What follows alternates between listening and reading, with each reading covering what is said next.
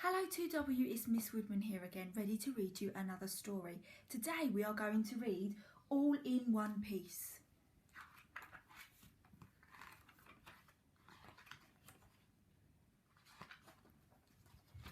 Mr. Large was getting ready for work.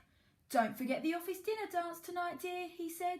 "Of course I won't," said Mrs. Large. "I've been thinking about it all year."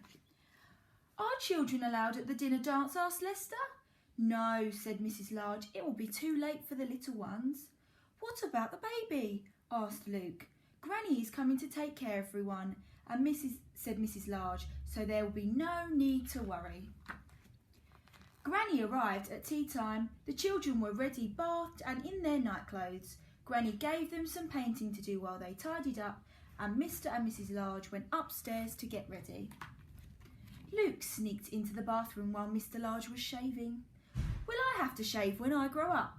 he asked, patting foam onto his trunk. "Go away," said Mr. Large. "I don't want you ruining my best trousers." The baby crept into the bedroom where Mrs. Large was putting on her makeup. Mrs. Large didn't notice until it was too late. What's happened? "Look," said the baby. "Pretty, don't move," said Mrs. Large.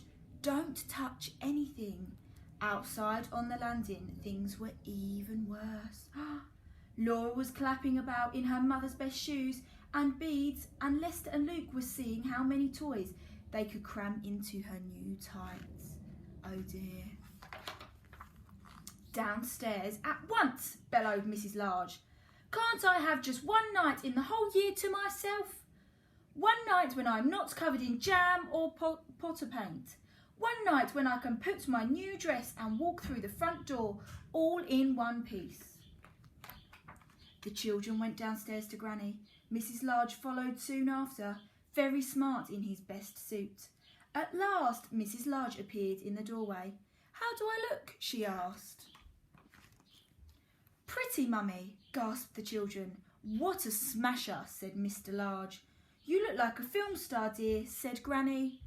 "Hands off," said Mrs. Large to the paint-smeared children. Mr. and Mrs. Large got ready to leave. "Goodbye, everyone," they said. "Be good now." The baby began to cry. "Just go," said Granny, picking her up. "She'll stop as soon as you've left. Have a lovely time." "We've escaped," said Mr. Large with a big smile, closing the front door behind him.